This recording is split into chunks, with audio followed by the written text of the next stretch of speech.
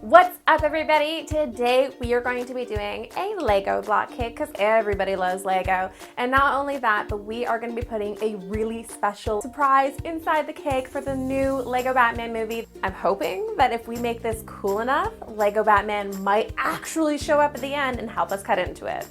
My name is Lori and you guys are watching The Icing Artist.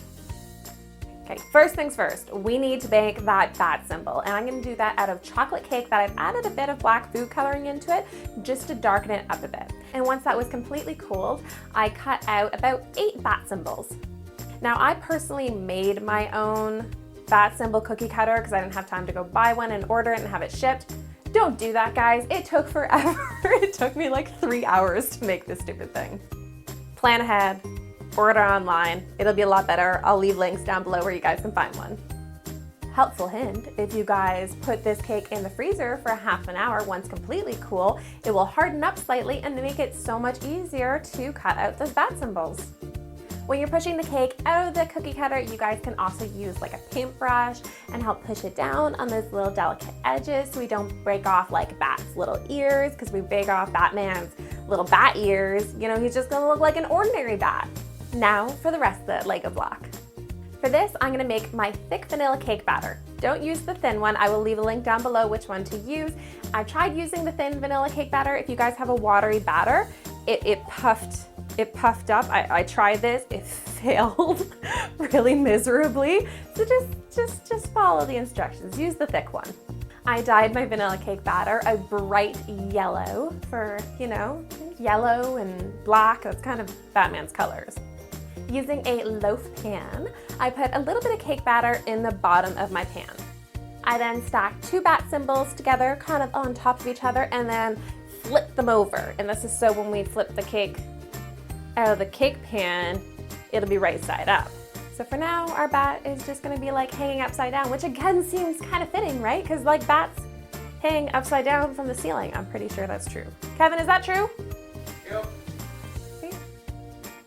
To make sure we don't destroy all of that hard work that we literally just did cutting out those delicate parts of our bat symbol, I put my cake batter in a piping bag. You can also use a Ziploc bag if you guys have one of those. And I just piped in between all of the lines and then kind of filled up all around the cake. Once you've got your cake nice and full, it is ready to pop in the oven. I baked mine at 350 for about 45 minutes. Hard part's over. Once your cake is completely cool, you just want to flip it over and pop it out of your cake pan. Because it's a loaf pan, it has kind of rounded over edges, so I'm just going to scrap those edges using a sharp knife. Because Lego blocks are like, they're sharp. They got very, very, very square edges. Now it's time to ice our Lego block, and of course I thought like a Lego block was just like a really bright yellow, but it's not. It's like a golden yellowy kind of yellow. So I used a combination of lemon yellow food coloring and gold food coloring to make the perfect kind of Lego block yellow. I applied my icing to my cake using a bag and applied it to each of the sides and the top of the cake. Once on there, I smoothed it out nice and smooth using my offset spatula, making sure I tried my best to keep those edges as square as possible. I want to do this cake in buttercream icing because buttercream is just delicious. I love it. I prefer it next to fondant. But if you guys want really, really straight edges, you can always ice your cake in a ganache so that has like those nice stiff sides, and then cover it in fondant, and then you will get those very straight Lego block edges.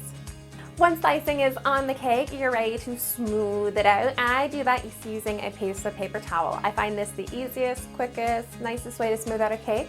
So I just rub the paper towel on the cake and I peel it off, and that gives me a nice and smooth finish.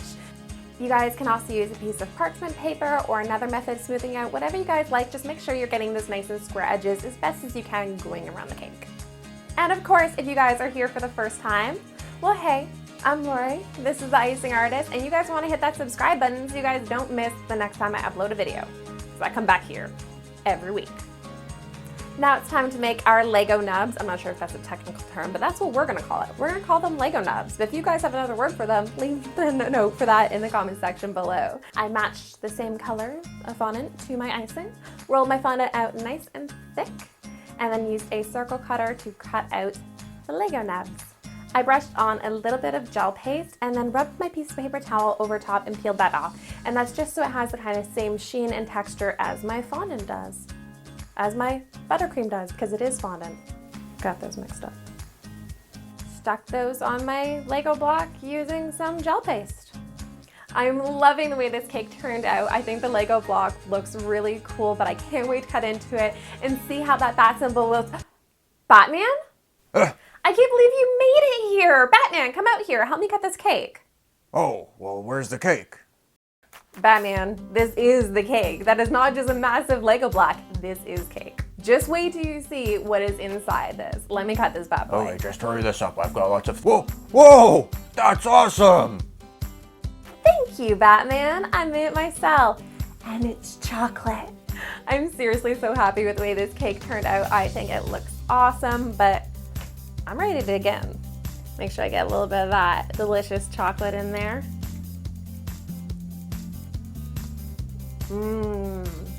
This is really good, Batman. You have to try this.